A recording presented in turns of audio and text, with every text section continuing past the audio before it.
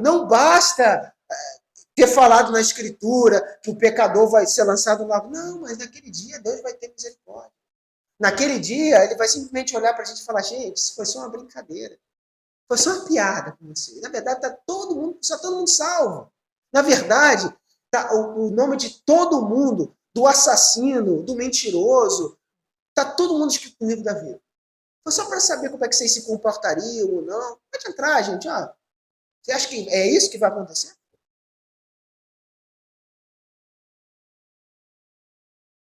Jeremias, capítulo 9.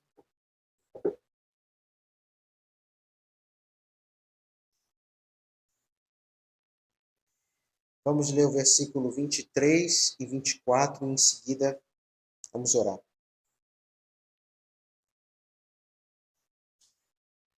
Assim diz o Senhor, não se glorie o sábio na sua sabedoria, nem se glorie o forte na sua força, e não se glorie o rico nas suas riquezas. Mas ao que se gloriar, glorie-se nisso, em me entender e em me conhecer, que eu sou o Senhor que faço beneficência, juízo e justiça na terra, porque destas coisas me agrado, diz o Senhor. Vamos lá. Santo Pai eterno, tua palavra nesse momento, Senhor, está aberta. Nós queremos, Senhor, extrair dela verdades. Queremos, Pai, extrair lições para as nossas vidas. Não que fique apenas como mais um conhecimento, uma forma, Pai, de olhar o texto ou mais um versículo decorado, mas queremos viver de fato em verdade como a tua palavra ensina e manda. Ajuda-nos, Pai, a vencer os obstáculos que muitas vezes nós criamos. Muitas vezes, Pai, criamos suposições, ideias do que pode acontecer ou que não pode acontecer, e muitas vezes o medo nos impede, Senhor, de viver a tua palavra como de fato está escrito. Nos ajuda, Senhor, a vencer. Nos ajuda, Deus, a te honrar e te glorificar, não apenas de palavra e de boca, mas ação e verdade. Para que, de fato, Pai, o Senhor nos reconheça como teus filhos, não como aqueles, Pai, hipócritas, como meros religiosos, que simplesmente falam, mas que não fazem. Ajuda-nos, Pai, nessa noite. Fala ao coração de cada um, ensina a cada um, Senhor, aquilo que da tua parte é necessário. Te agradecemos por essa oportunidade, em nome de Jesus. Amém. Nunca esteve tão fácil adquirir conhecimento como na época de hoje. Se você precisa de algum tipo de conhecimento em relação a qualquer coisa, simplesmente basta você abrir seu computador ou abrir seu celular, seu navegador, e você fazer uma rápida pesquisa e lá você vai encontrar uma série de respostas em texto, em áudio, em vídeo, daquilo que você está procurando. De forma fácil, simples. Antigamente as pessoas tinham que ir à biblioteca, procurar livros, as pessoas tinham que falar com pessoas que tinham conhecimento. Não era algo tão fácil adquirir conhecimento como nos dias de hoje. Então, hoje as informações, as notícias, elas estão de forma fácil e rápida para a pessoa adquirir aquilo que ela procura e aquilo que ela quer.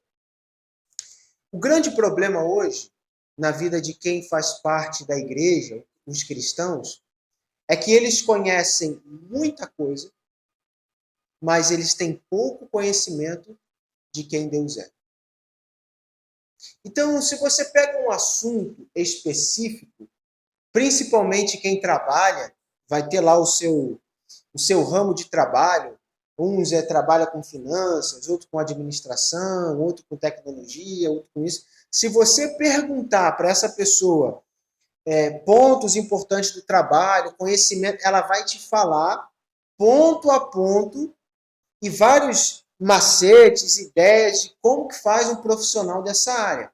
Porque ele estudou, ele tem ali ambientação com aquilo, ele trabalha com aquilo ali todo dia, então acaba sendo normal e natural ele conhecer aquilo, porque todo dia ele está envolvido com aquilo ali.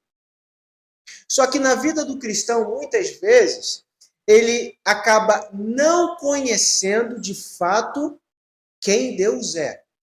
Ele conhece, sim, alguns versículos da Bíblia, ele tem algumas passagens chaves decoradas, ele fala para as pessoas que Deus é amor, que Deus é misericordioso, que Deus é paciente. Ele fala essas coisas para as pessoas, mas se você começa a ir mais profundo e, de fato, perguntar sobre Deus e quem Deus é, essa pessoa não conhece.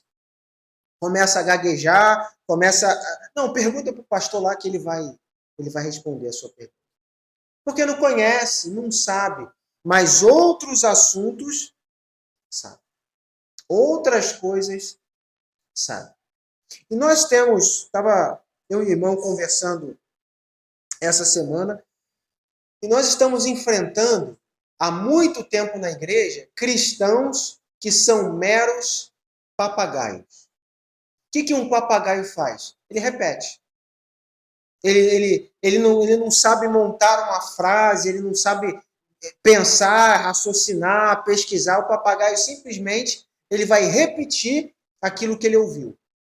E os crentes de hoje, eles são papagaios, porque eles simplesmente repetem aquilo que outro fala. E muitas vezes ele nem sabe se está certo ou está errado. Pareceu um pouco lógico, ele simplesmente repete. Seja bom ou seja ruim, ele repete. Não existe filtro, não existe conhecimento, não existe nada. Ele simplesmente vai repetindo. Então, o cristão ele chega para evangelizar o não cristão e ele vai dizer, olha, Deus é amor. E aí, ele vai lá, entrega o folhetim, Deus te ama, Deus é amor. Ele vai fazendo isso. Ele vai, mesmo que isso tenha gerado pouco ou nenhum resultado, mas ele continua fazendo. Por quê? Porque ele não sabe outra forma. Ele não sabe outro jeito. Ele simplesmente repete aquilo que ele aprendeu das outras pessoas fazendo. Ele não raciocina, ele não estuda, ele não para fazer uma análise. Ele simplesmente vai fazendo. Mas, meu filho, isso não está funcionando, não está dando certo. Mas é a única forma que eu aprendi. E ele vai fazendo. Vai fazendo, vai fazendo e vai fazendo. Então, hoje, a igreja ela tem sido, os cristãos, um papagaio, onde eles simplesmente repetem aquilo que eles ouvem. Poucos são aqueles que param para pegar um assunto das Escrituras e estudar e exaurir a fundo aquele assunto. Eles simplesmente querem uma coisa rápida, até mesmo um vídeo rápido que explique sobre aquele assunto, para ele então, não, agora eu sei sobre esse assunto.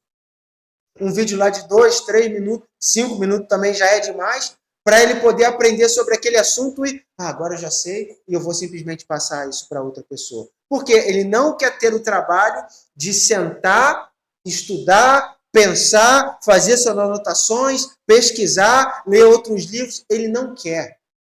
E ele simplesmente vai repetir. E nisso que se repete, pode repetir coisas verdadeiras, mas sem um estudo, sem filtro, também se repete coisas falsas. E as heresias, as falsas doutrinas, vão tomando grandes proporções porque as pessoas repetem aquilo que elas não pararam para raciocinar e pesquisar. Mas será que de fato é assim mesmo? Será que de fato isso tem razão?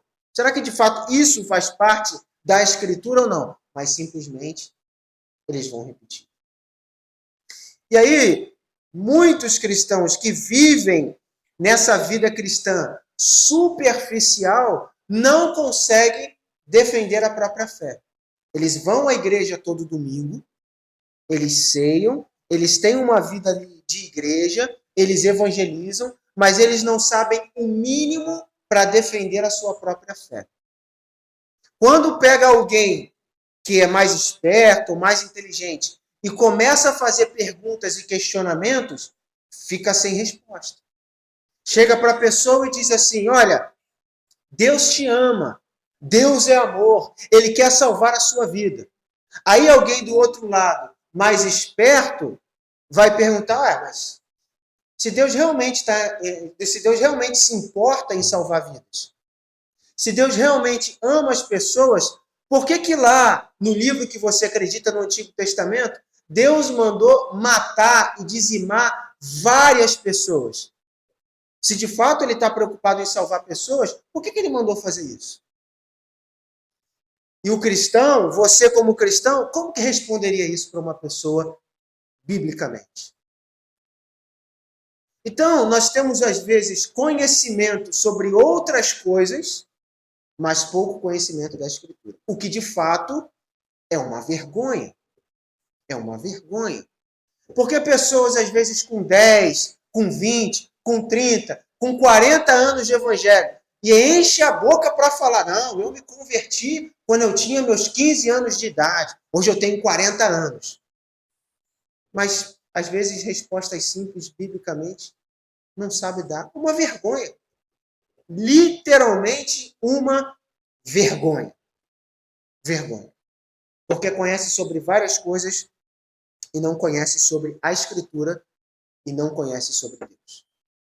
Mas tem tempo para investir em outras coisas. Quantas vezes, principalmente na área dos jovens, quando falava-se para o jovem: o que está faltando para você estudar mais a Bíblia? O que está faltando para você passar mais tempo de oração? Na maioria das vezes, as respostas eram: eu estou sem tempo.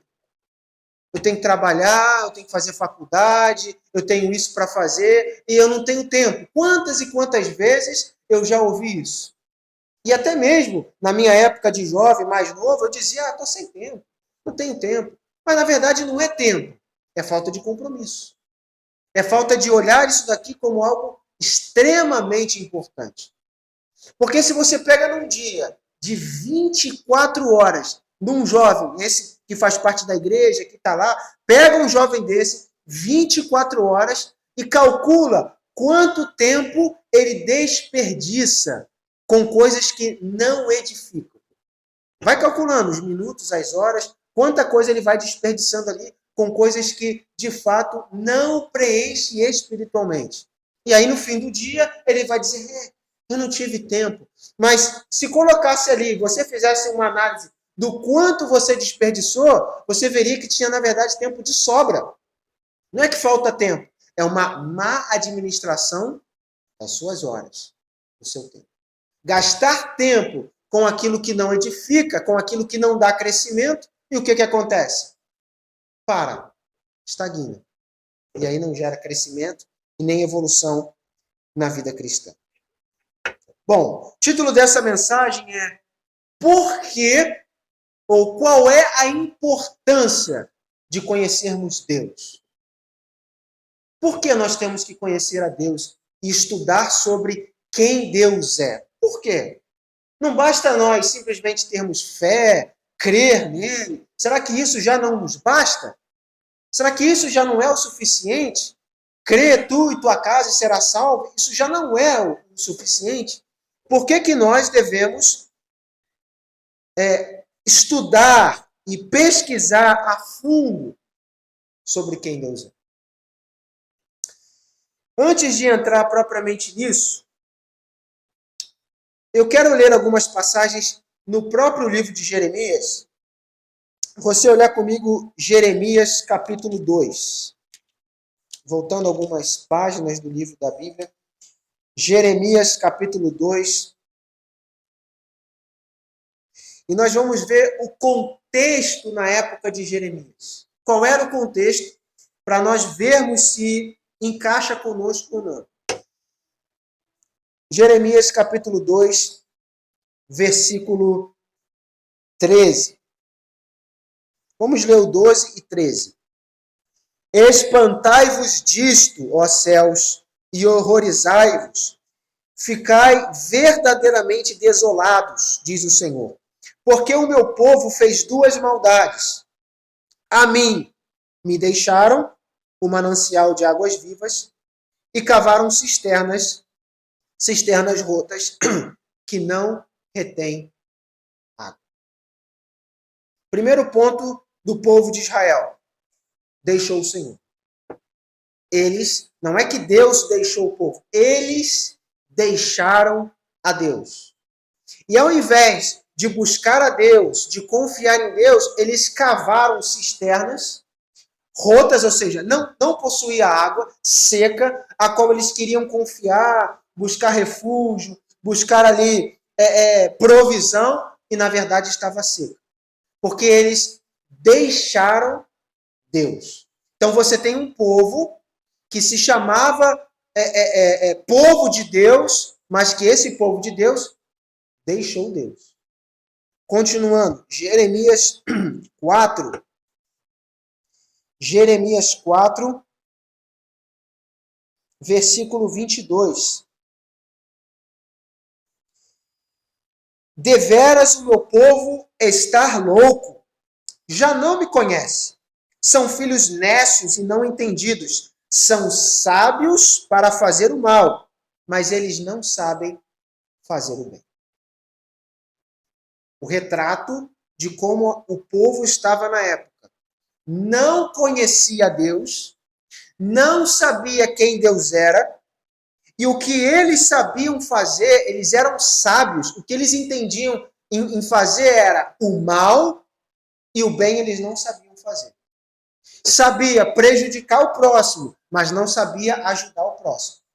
Sabia divorciar da esposa, maltratar a esposa, mas não sabia ali ter o perdão, a misericórdia e a reconciliação. Não sabia. Esse era o retrato do povo. Capítulo 5, versículo 31. Olha outra coisa que acontecia lá. Os profetas profetizam falsamente, e os sacerdotes dominam pelas mãos deles, e o meu povo assim deseja. Mas que farei no fim disso? Então, você tinha também naquela época um caos religioso. Qual era o caos religioso? Falsos profetas, sacerdotes que não cumpriam o papel que deveriam, e o pior de tudo, o povo deseja isso. O povo gostava disso. Dos profetas que profetizavam coisas bonitas, coisas boas aos ouvidos, mas que na verdade eram coisas falsas. Falsas. E Jeremias 6, versículo 10.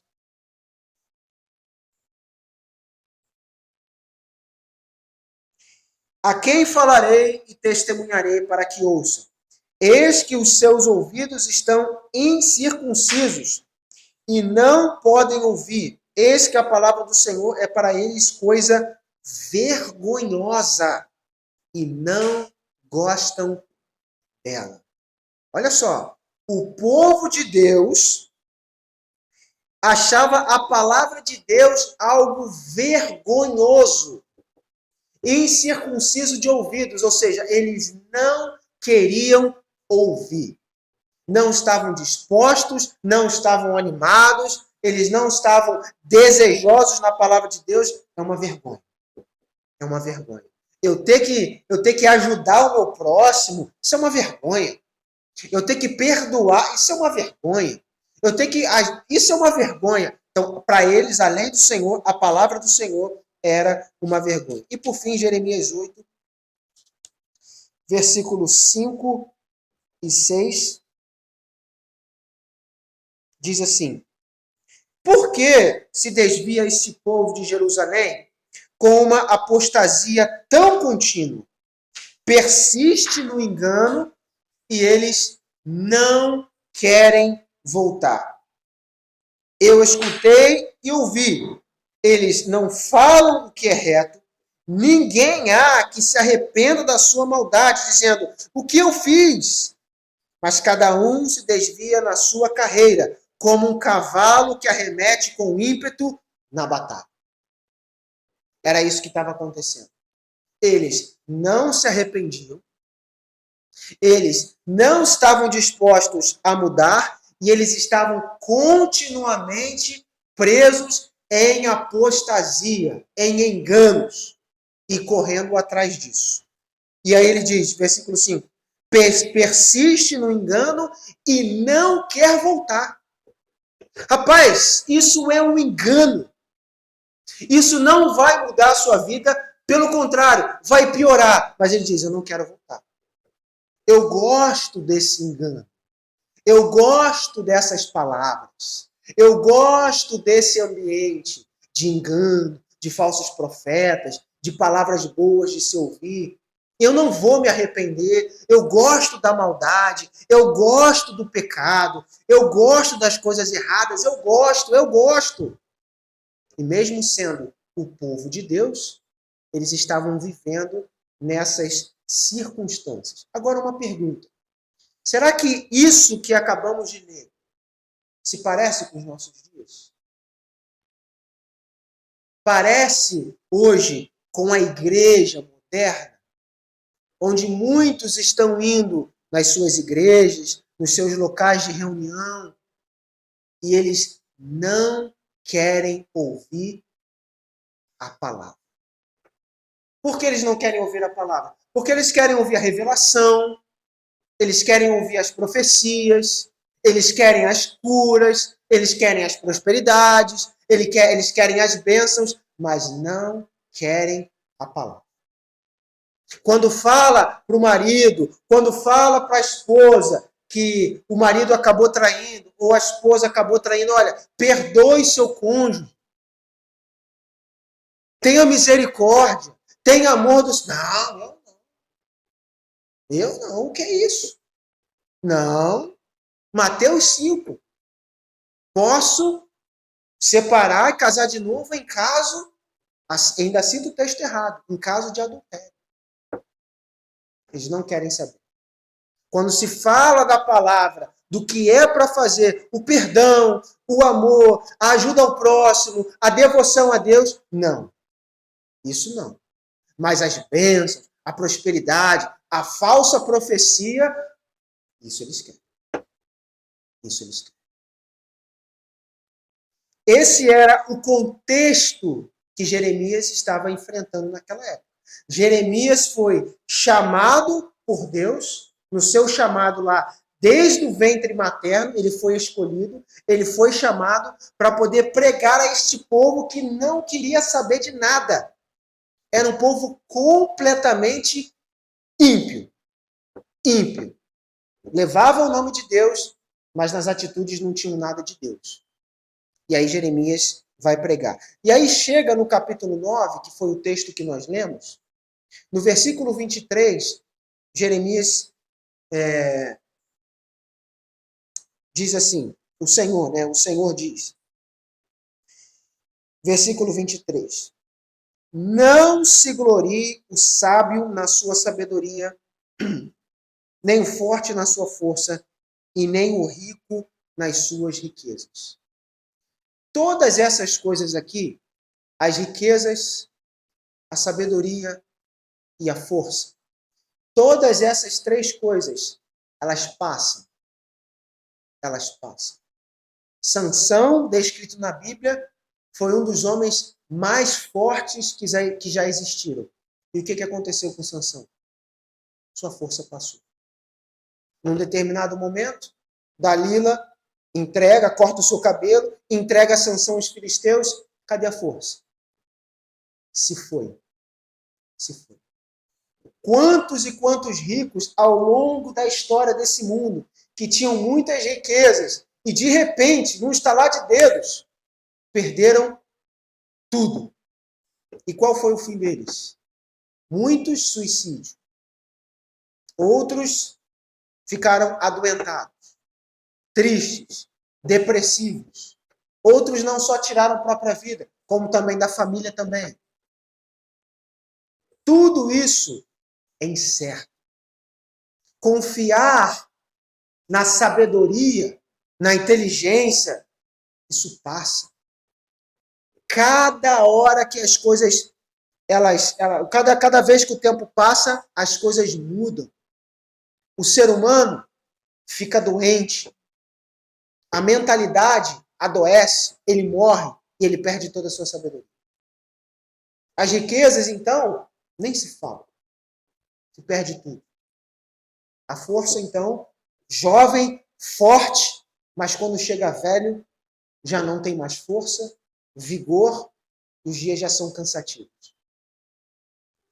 Então, qualquer coisa que nós temos, que nós julgamos de valor, por mais valor que seja, isso não deve ser motivo para nós confiarmos e nos apoiarmos.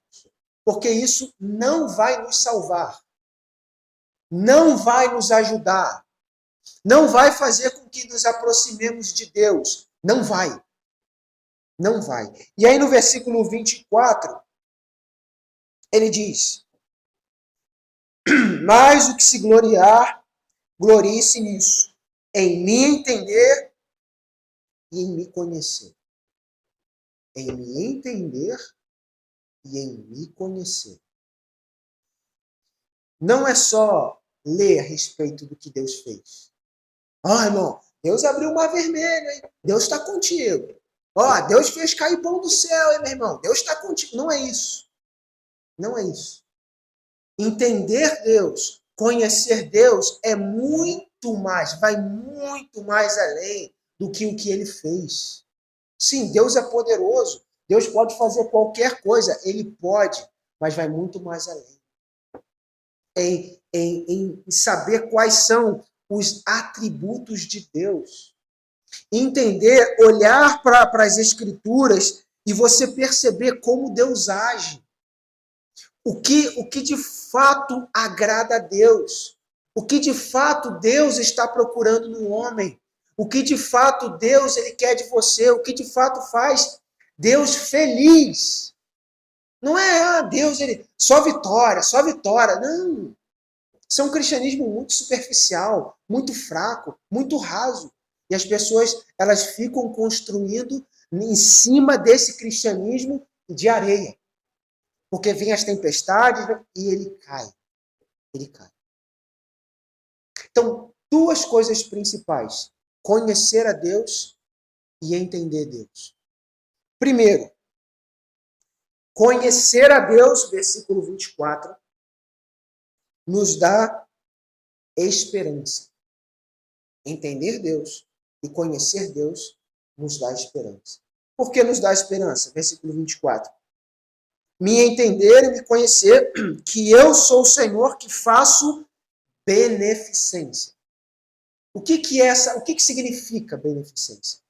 Vem da palavra benefício. E o que é um benefício? É algo bom. É algo agradável. É o bem. O que o texto está dizendo é que Deus faz o bem. Deus é bom. Mas não significa que ele vai fazer as minhas vontades. Não, Deus é bom. Eu estou querendo ganhar isso, estou querendo conquistar aquilo, estou querendo... Então, Deus é bom. Ele vai dar, ele vai abrir as portas, as comportas do céu. Não é isso. Não é isso. Romanos 8 é claro em dizer que todas as coisas cooperam para o bem daqueles que amam a Deus. Coisas boas e coisas ruins. Então, a beneficência de Deus, ela contempla coisas boas e coisas ruins.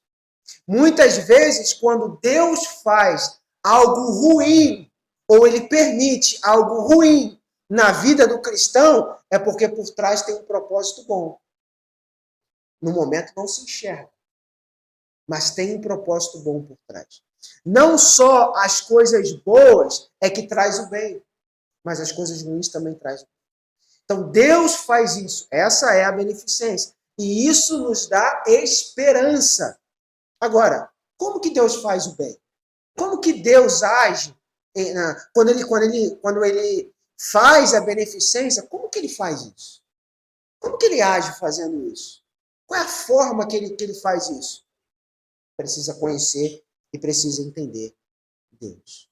Não é da forma como nós imaginamos, ou nem a forma que nós ouvimos e vamos repetindo isso. É como as Escrituras ensinam. Versículo 24. Conhecer a Deus também nos dá temor. Versículo 24. Que eu sou o Senhor que faço juízo e justiça. Juízo e justiça. Quando a Bíblia diz que Deus é justo, significa que o mal, ele pune. Aquele que comete o pecado, que faz as coisas erradas, ele vai punir. E ele tem um juízo. E o juízo de Deus é rigoroso. Apesar dele ser misericordioso, passivo, bondoso, o juízo é rigoroso. E as pessoas não se atentam nisso. Não se atentam no juízo de Deus. Eles se atentam apenas na misericórdia. Como algumas vezes foi compartilhado aqui, de pessoas que pensam que vai chegar no dia do juízo final e simplesmente Deus vai ter misericórdia. Não basta ter falado na Escritura que o pecador vai ser lançado no lago. Não, mas naquele dia Deus vai ter misericórdia. Naquele dia, ele vai simplesmente olhar para a gente e falar, gente, isso foi só uma brincadeira. Foi só uma piada com você. Na verdade, está todo mundo salvo. Na verdade, tá, o nome de todo mundo, do assassino, do mentiroso, está todo mundo escrito no livro da vida. Foi só para saber como é que vocês se comportariam ou não. Pode entrar, gente. Ó. Você acha que é isso que vai acontecer? É isso, então, que vai simplesmente chegar lá e Deus vai abrir as portas do céu, só o diabo vai ficar fora. É isso não. Mas todo o ser humano que fez bem ou mal, ele vai entrar no céu, todo mundo vai conviver junto lá. Igual é aqui na terra, todo mundo vai conviver junto lá. É isso. Então, a falta de conhecimento do juízo de Deus faz com que as pessoas, elas ignorem a linha, vamos dizer, a média que a pessoa precisa passar. Ela fica abaixo, contando com a misericórdia. Contando ali com a recuperação, igual em escola. Qual é a média para passar? Olha, a média para passar é 7. Mas se você tirar 5, até 5, aí você vai entrar em recuperação. Aí a pessoa vai do decorrer do ano letivo. Tenta tirar 7, mas não consegue. Aí tenta tirar 7. Não, mas tem a recuperação. Lá no final do ano tem a recuperação, a gente vai na recuperação. E eu pensava assim também. Tem recuperação, na recuperação a gente dá a volta por cima. Aí passa a recuperação. Não passa a recuperação. Aí você, não, mas tem a prova final ainda. Na prova final, vou tentar. Não passou na prova final, não, mas dá para passar, mas com dependência naquela que eu não consegui. Ou seja, sempre confiando na próxima oportunidade. Sempre confiando que vai dar. Não vai dar. Não vai. E vai chegar um momento que não vai dar. Então as pessoas ficam confiando. A misericórdia, o amor, a bondade, a paciência. Esquece do juízo. Esquece da justiça, que ele é justo. Esquece que quando nós estamos cometendo o pecado, o erro, a falta, isso está sendo gravado. Isso está sendo anotado. A Bíblia é clara em dizer que os livros serão abertos. E cada um vai ser julgado de acordo com o que está escrito nos livros. Então, o que você faz de bom ou o que você faz de ruim está escrito lá. Tem como, então, mas não foi eu que não. Está registrado. Você fez. Está aqui a prova. E você vai se lembrar exatamente que foi realmente naquele dia eu agi assim. Está registrado.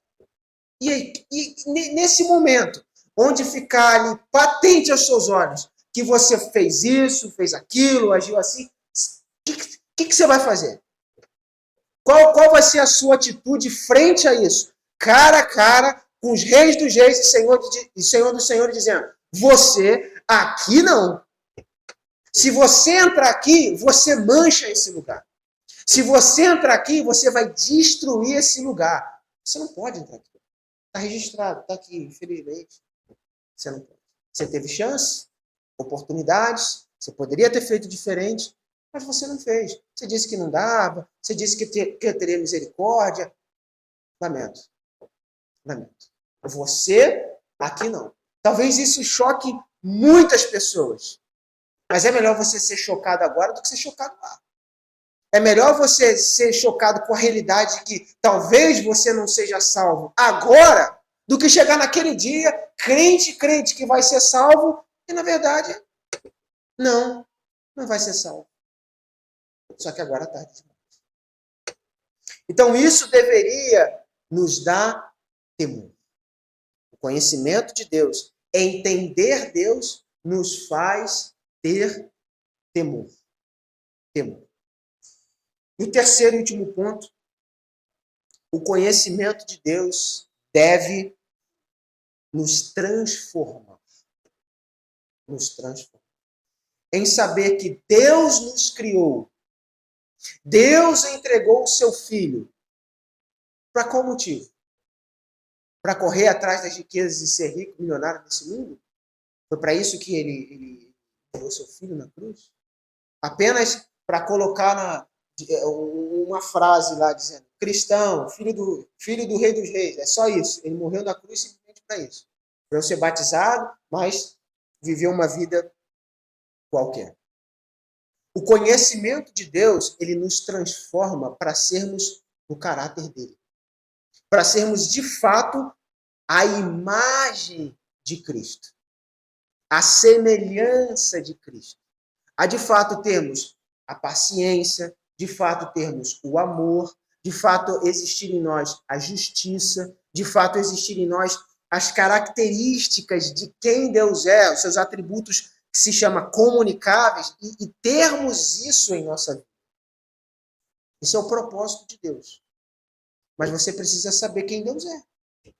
Se você não sabe quem Deus é, como é que você vai se parecer com Ele? Agora, muitas vezes, as pessoas, elas não conhecem Deus porque, na verdade, elas não se relacionam com Ele. Veja, uma pessoa que é casada, antes de casar, ela vai conhecer em parte o seu futuro cônjuge. Por quê? Porque o seu futuro cônjuge, muitas vezes vai aparecer, os dois vão se ver ou vão conversar nos melhores momentos. Quais melhores momentos? É o momento que já está acordado, o momento que tá normal, o momento que, enfim. Agora, qual é o problema de quando casa? É que, de fato, agora vai se conhecer. De fato, agora vai saber quem é os gostos, os defeitos, as qualidades, enfim, as características, vai saber. Ah, eu sei que minha esposa gosta disso, mas eu sei que ela não gosta daquilo. Ah, eu sei que meu marido gosta disso, mas eu também sei que ele não gosta daquilo. Por quê? Porque isso é um relacionamento, e quando você se relaciona cada vez mais, você conhece mais o outro. Agora, pessoas que não conhecem quem Deus é porque não se relaciona com Ele. Não passa tempo com Ele. Não sabe quem Deus é. Eu te garanto que Deus sabe exatamente tudo e mais um pouco sobre você. Mas nós, muitas vezes, por não nos relacionarmos com Deus, não estudarmos sua palavra, não orarmos, não jejuarmos, não buscarmos a Deus, isso faz com que nós não nos relacionemos com Ele e, consequentemente, também nós não conhecemos Deus. Porque não há relacionamento. E aí, para muitas pessoas, quando existe esse choque de mostrar quem Deus é, a pessoa se espanta e se assusta. Ah, mas eu não sabia que Deus era assim. Mas como assim? Você tem 40 anos, 30 anos de convertido e não sabe que Deus era assim? Qual que é o seu problema? Qual que é... Da onde? Você veio da onde? O que você estava fazendo durante esses 40 anos? Esses 10 anos? Esses 15 anos de convertido? Você estava fazendo o quê, meu filho? Assistindo futebol, novela, gastando tempo na internet. Menos em conhecer e entender Deus. Aí é claro que muitos se assustam quando começam a saber de fato quem Deus é. Então, existe uma enorme importância em conhecer e saber quem Deus é. Porque isso nos transforma, isso nos dá expectativa, isso nos dá esperança e traz temor em nós. E, consequentemente, a vida cristã, ela gira, ela melhora em nós sabermos quem Deus é. Então, se Deus nos permitir, nas próximas sextas-feiras, vamos ir um pouco mais a fundo nos atributos de Deus e entender de fato um pouco. Nós não vamos entender tudo de Deus, somos limitados, mas tentar, através das Escrituras, saber quem Deus é. E que isso possa mudar as nossas vidas para melhor, possa tocar os nossos corações e nos levar cada vez mais próximos de Deus. Vamos orar.